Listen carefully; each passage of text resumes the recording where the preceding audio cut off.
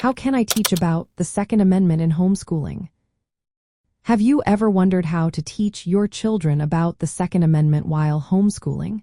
This topic is important and can be approached in a way that is both informative and engaging.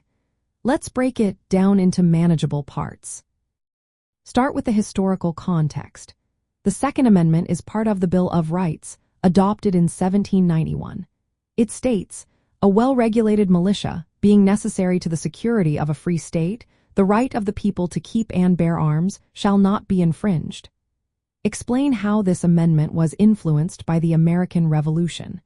It reflects the desire for citizens to defend themselves against tyranny. Next, move on to the legal significance. Discuss key Supreme Court cases that have shaped the understanding of the Second Amendment. For example, in the case of District of Columbia versus Heller in 2008, the court ruled that the amendment protects an individual's right to possess a firearm for lawful purposes, like self-defense at home. Another important case is McDonald versus City of Chicago in 2010, which extended this right to state laws. Now, let's talk about contemporary relevance. Discuss how the Second Amendment plays a role in today's society.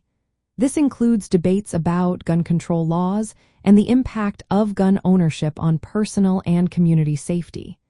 Encourage your children to think critically by presenting different viewpoints on these issues. For practical applications, consider activities that help students understand the responsibilities of gun ownership. You might invite guest speakers from law enforcement or enroll them in firearms safety courses. Encourage your children to research current events related to the Second Amendment and write about their findings. From a conservative perspective, the Second Amendment is often viewed as a fundamental right that supports personal freedom and self-defense. Discuss how this aligns with broader conservative values like individual responsibility and limited government intervention. Finally, incorporate the study of the Second Amendment into other subjects like history, civics, or government. This approach helps students see how it fits into the larger context of American history and political philosophy. By following these steps, you can create a well-rounded educational experience about the Second Amendment that aligns with traditional family values and encourages critical thinking.